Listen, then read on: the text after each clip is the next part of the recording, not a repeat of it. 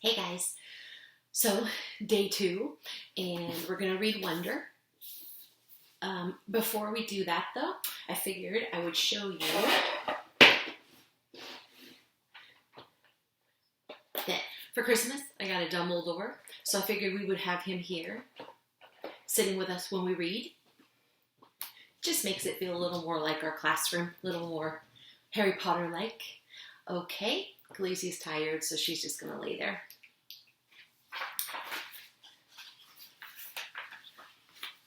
So the next chapter we're going to read is called How I Came to Life.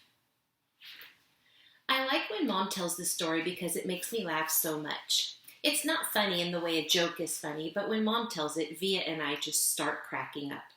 So when I was in my mom's stomach, no one had any idea I would come out looking the way I look. Mom had had Via 4 years before, and that had been such a walk in the park, Mom's expression, that there was no reason to run any special tests. About 2 months before I was born, the doctors realized there was something wrong with my face, but they didn't think it was going to be bad. They told Mom and Dad I had a cleft palate and some other stuff going on. They called it small anomalies. There were 2 nurses in the delivery room the night I was born. One was very nice and sweet. The other one, Mom said, did not seem at all nice or sweet. She had very big arms, and here comes the funny part. She kept farting. Like she'd bring Mom some ice chips and then fart. She'd check Mom's blood pressure and fart. Mom said it was unbelievable because the nurse never even said, "Excuse me." Meanwhile, Mom's regular doctor wasn't on duty that night, so Mom got stuck with this cranky kid doctor she and Dad nicknamed Doogie after some old TV show or something. They didn't actually call him that to his face. But Mom says that even though everyone in the room was kind of grumpy, Dad kept making her laugh all night long. When I came out of Mom's stomach, she said the whole room got very quiet. Mom didn't even get a chance to look at me because the nice nurse immediately rushed me out of the room. Dad was in such a hurry to follow her that he dropped the video camera, which broke into a million pieces. And then Mom got very upset and tried to get out of bed to see where they were going, but the farting nurse put her very big arms on Mom to keep her down in the bed. They were practically fighting because Mom was hysterical and the farting nurse was yelling at her to stay calm. And then they both started screaming for her doctor. But guess what? He had fainted right on the floor. So when the farting nurse saw that he had fainted, she started pushing him with her foot to get him to wake up, yelling at him the whole time. "What kind of a doctor are you? What kind of a doctor are you? Get up, get up." And then all of a sudden she let out the biggest, loudest, smelliest fart in the history of farts. Mom thinks it was actually the fart that finally woke the doctor up. Anyway, when Mom tells this story, she acts out all the parts, including the farting noises. And it is so funny. Mom says the farting nurse turned out to be a very nice woman. She stayed with Mom the whole time, didn't leave her side even after Dad came back and the doctors told them how sick I was. Mom remembers exactly what the nurse whispered in her ear when the doctor told her I probably wouldn't live through the night. "Everyone born of God overcometh the world." And the next day, after I had lived through the night, it was that nurse who held Mom's hand when they brought her to meet me for the first time. Mom says by then they had told her all about me. She had been preparing herself for the seeing of me. But she says that when she looked down into my tiny, mushed-up face for the first time, all she could see was how pretty my eyes were. Mom is beautiful, by the way, and Dad is handsome. Via is pretty, in case you were wondering. Christopher's house. I was really bummed when Christopher moved away 3 years ago. We were both around 7 then. We used to spend hours playing with our Star Wars action figures and dueling with our lightsabers. I miss that. Last spring, we drove over to Christopher's house in Bridgeport. Me and Christopher were looking for snacks in the kitchen, and I heard Mom talking to Lisa. I heard Lisa talking to Christopher's mom about my school and going to school in the fall. I had never, ever heard her mention school before. "What are you talking about?" I said. Mom looked surprised, like she hadn't meant for me to hear that. You should tell him what you've been thinking, Isabel, Dad said. He was on the other side of the living room talking to Christopher's dad. We should talk about this later, said Mom. No, I want to know what you're talking about, I answered. Don't you think you're ready for school, Augie? Mom said. No, I said. I don't either, said Dad. Then that's it, case closed, I said, shrugging, and I sat in her lap like I was a baby. I just think you need to learn more than I can teach you, Mom said. I mean, come on, Augie, you know how bad I am at fractions. What school, I said. I already felt like crying. Beecher Prep, right by us. Wow, that's a great school, Augie, said Lisa, patting my knee. Why not Via's school, I said. That's too big, Mom answered. I don't think that would be a good fit for you. I don't want to, I said. I admit I made my voice sound a little babyish. You don't have to do anything you don't want to do, Dad said, coming over and lifting me out of Mom's lap. He carried me over to sit on his lap on the other side of the sofa. We won't make you do anything you don't want to do. But it would be good for him, Nate, Mom said. Not if he doesn't want to, answered Dad, looking at me. Not if he's not ready. I saw Mom look at Lisa, who reached over and squeezed her hand. You guys will figure it out, she said to Mom. You always have. Let's just talk about it later, said Mom. I could tell she and Dad were going to get in a fight about it. I wanted Dad to win the fight. Though a part of me knew Mom was right, and the truth is, she really was terrible at fractions. Driving. It was a long drive home. I fell asleep in the back seat like I always do, my head on Via's lap like she was my pillow, a towel wrapped around the seatbelt so I wouldn't drool all over her. Via fell asleep too, and Mom and Dad talked quietly about grown-up things I didn't care about. I don't know how long I was sleeping, but when I woke up, there was a full moon outside the car window. It was a purple night, and we were driving on a highway full of cars.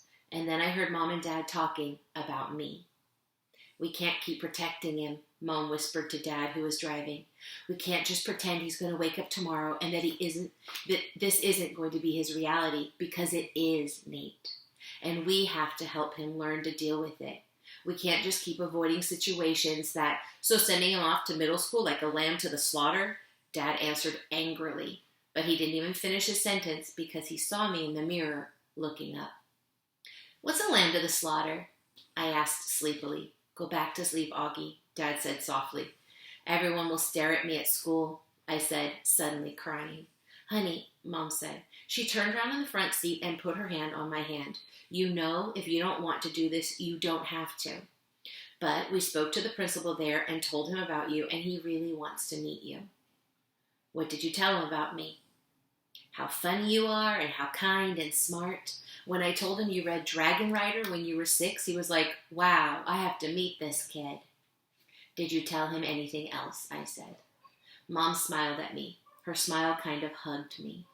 I told him about all of your surgeries and how brave you were, she said. So he knows what I look like? I asked. Well, we brought pictures from last summer in Montauk, Dad said. We showed him pictures of the whole family and that great shot of you holding that flounder on the boat. You were there too? I have to admit, I felt a little disappointed that he was part of this. We both talked to him, yes, Dad said. He's a really nice man. You would like him, Mom added. Suddenly it felt like they were on the same side. Wait, so when did you meet him? I said. He took us on a tour of the school last year, said Mom. Last year, I said. So you've been thinking about this for a whole year and you didn't tell me? We didn't know if you'd even get in, Augie, answered Mom. It's a very hard school to get into. There's a whole admissions process. I didn't see the point in telling you and having you get all worked out about it unnecessarily. But you're right, Augie. We should have told you when we found out last month that you got in, said Dad. In hindsight, sighed Mom, yes, I guess. Did that lady who came to the house that time have something to do with this, I said? The one that gave me that test? Yes, actually, said Mom, looking guilty. Yes. You told me it was an IQ test, I said. I know. Well, that was a little white lie, she answered. It was a test you needed to take to get into the school. You did very well on it, by the way. So you lied, I said. A white lie, but yes, sorry, she said, trying to smile. But when I didn't smile back, she turned around in her seat and faced forward. What's a lamb to the slaughter? I said. Mom sighed and gave Daddy a look. I shouldn't have said that, Dad said, looking at me in the rearview mirror. It's not true. Here's the thing. Mommy and I love you so much we want to protect you any way we can. It's just sometimes we want to do it in different ways. I don't want to go to school, I answered, folding my arms. It would be good for you, Augie, said Mom. Maybe I'll go next year, I answered, looking out the window. This year would be better, Augie, said Mom. You know why? Because you'll be going into 5th grade, and that's the first year of middle school for everyone. You won't be the only new kid. I'll be the only kid who looks like me, I said. I'm not going to say it won't be a big challenge for you because you know better than that, she answered. But it'll be good for you, Augie. You'll make lots of friends, and you'll learn things you'll never learn with me. She turned in her seat again and looked at me. When we took the tour, you know what they had in their science lab? A little baby chick that was just hatching out of its egg. It was so cute. Augie, it actually kind of reminded me of you when you were a little baby with those big brown eyes of yours. I usually love when they talk about when I was a baby. Sometimes I want to curl up into a little tiny ball and let them hug me and kiss me all over. I miss being a baby, not knowing stuff. But I wasn't in the mood for that now. I don't want to go, I said. How about this? Can you at least meet Mr. Tushman before making up your mind? Mom said. Mr. Tushman, I said. He's the principal, answered Mom. Mr. Tushman, I repeated. I know, right? Dad answered, smiling and looking at me in the rearview mirror. Can you believe that name, Augie? I mean, who on the earth would ever agree to have a name like Mr. Tushman? I smiled even though I didn't want to let them see me smile. Dad was the one person in the world who could make me laugh no matter how much I didn't want to laugh. Dad always made everyone laugh. Augie, you know, you should go to that school just so you can hear his name said over the loudspeaker, Dad said excitedly. Can you imagine how funny that would be? Hello, hello, paging Mr. Tushman. He was using a fake high old lady voice. Hi, Mr. Tushman. I see you're running a little behind today. Did your car get rear-ended? What a bum-up. I started laughing, not even because I thought he was being that funny, but because I wasn't in the mood to stay mad anymore. It could be worse, though, Dad continued in his normal voice. Mommy and I had a professor in college named Miss Butt. Mom was laughing now, too. Is that for real? I said. Roberta Butt, Mom answered, raising her hand as if to swear. Bobby Butt. She had huge cheeks, said Dad. Nate, said Mom. What? She had big cheeks is all I'm saying. Mom laughed and shook her head at the same time. Hey, I know, Dad said excitedly. Let's fix them up on a blind date. Can you imagine? Miss Butt. Meet Mr. Tushman. Mr. Tushman, here's Miss Butt. They could get married and have a bunch of little tushies. Poor Mr. Tushman, answered Mom, shaking her head. Augie hasn't even met the man yet, Nate. Who's Mr. Tushman? Via said groggily. She had just woken up. He's the principal of my new school, I answered. Paging Mr. Tushman. I would have been more nervous about meeting Mr. Tushman if I had known I was also going to be meeting some kids from the new school.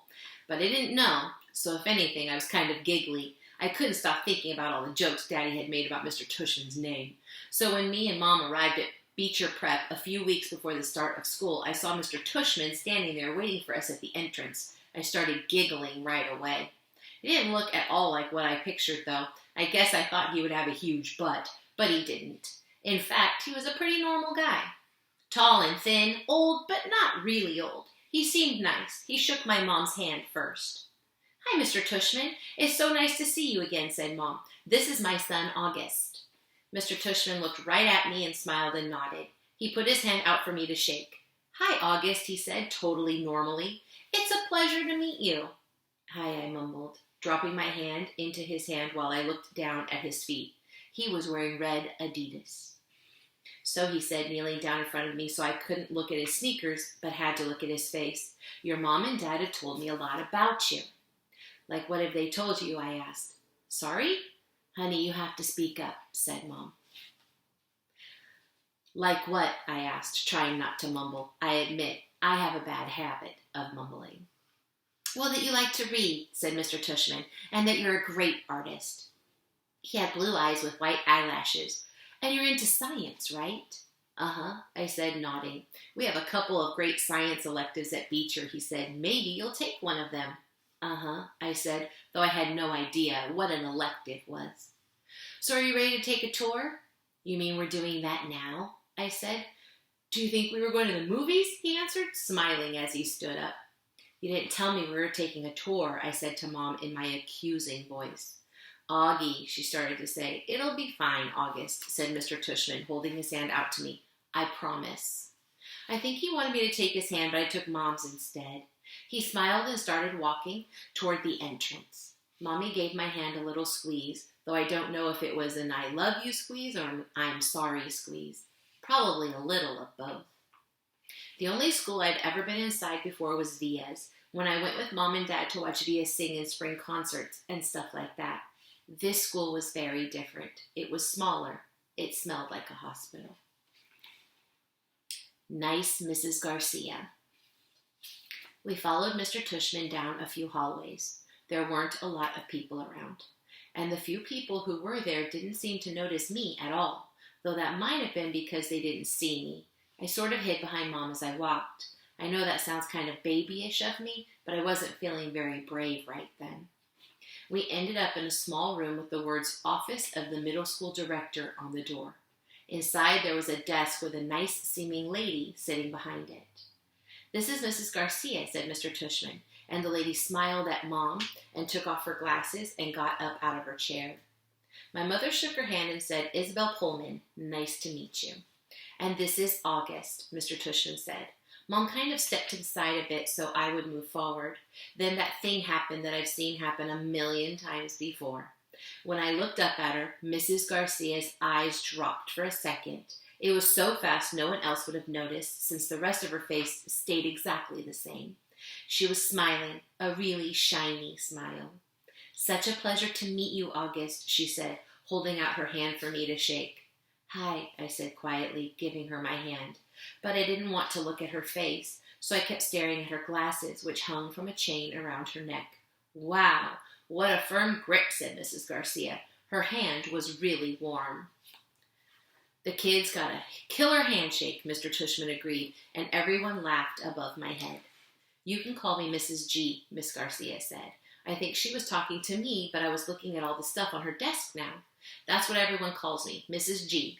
I forgot my combination, Mrs. G. I need a late pass, Mrs. G. I want to change my elective. Mrs. G is actually the one who runs the place, said Mr. Tushman, which again made all the grown-ups laugh. I'm here every morning by 7:30, said Mrs. Garcia, still looking at me while I stared at her brown sandals with small purple flowers on the buckles. So if you ever need anything, August, I'm the one to ask, and you can ask me anything. Okay, I mumbled. Oh, look at that cute baby, Mom said, pointing to one of the photographs on Mrs. Garcia's bulletin boards. Is he yours? No, my goodness, said Mrs. Garcia, smiling a big smile now that was totally different from her shiny smile. You've just made my day. He's my grandson. What a cutie, said Mom, shaking her head. How old? In that picture, he was 5 months old, I think, but he's big now, almost 8 years old. Wow, said Mom, nodding and smiling. Well, he's absolutely beautiful. Thank you, said Mrs. Garcia, nodding like she was about to say something else about her grandson. But then all of a sudden, her smile got a little smaller. We're all going to take very good care of August, she said to Mom, and I saw her give Mom's hand a little squeeze. I looked at Mom's face, and that's when I realized she was just as nervous as I was. I guess I liked Mrs. Garcia when she wasn't wearing her shiny smile. Okay, so we'll put that aside, and we will read more tomorrow.